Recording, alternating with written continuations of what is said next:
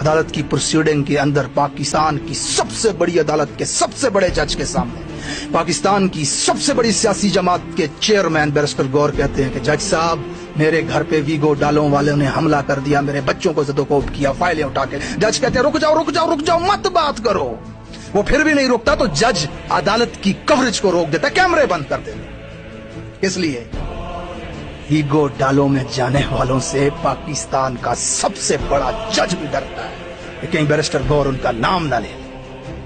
थोड़ी देर बाद कैमरे ऑन होते हैं, जज बहाना करता है कि हम केस से तवज्जो डाइवर्ट नहीं करना चाहते थे इसलिए। हालांकि आईजी को बुलाया जाता है, आईजी को कहा जाता है कि बैरिस्टर गौर के घर जाओ, जिम्मेदारों को कटहरे में लेकर के आओ, फिक्स इट। आप पता है कौन से निजाम में रह रहे हैं?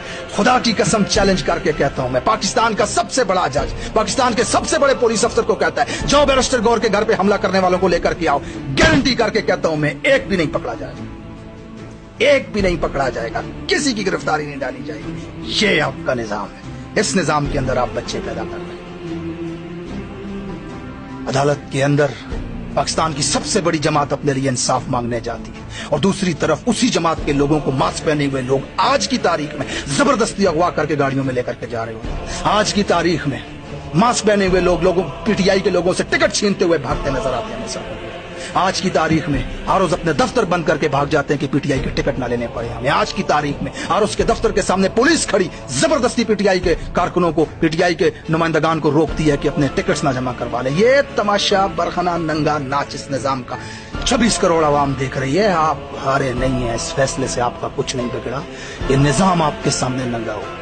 इस मुल्क की तारीख की वो पहली नस्ल है हम जिसने हमारे असल मसले की जड़ को पकड़ा।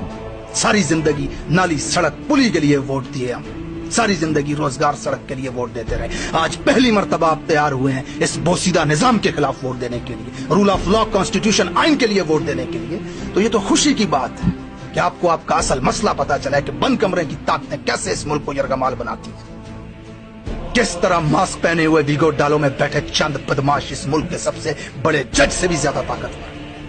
आज अगर आपकी बेटी सड़क से जाती हुई किसी बदमाश वीगो डाले वाले को पसंद आई, उठा के ले किसी सड़क के किनारे फेंक दे, कुछ नहीं कर सकता आपका जज, कुछ नहीं कर सकती आपकी पुलिस। पुलिस की हथकड़ियों में से उठा के लेकर के जाते हैं ये लोगों को, 5-5 महीने तशद्दुद करके फिर उनको छोड़ते हैं। जबान तक नहीं बोल पाती उन लोगों की, कीनिया तक में जाके लोगों को मारते हैं। आज तक इंसाफ नहीं होता।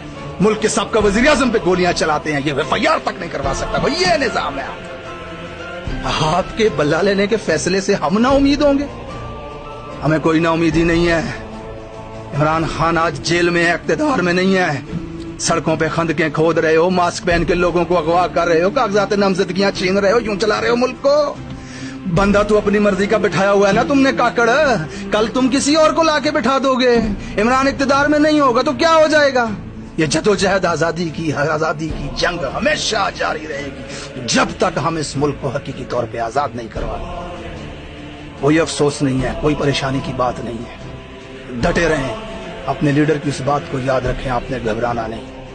ये निजाम नहीं चलने वाला, बहुत जल्द ये निजाम दफन हो जाएगा। जुल्म जब हद से बढ़ता है तो टूट जाता है, याद रखिए इस बात को।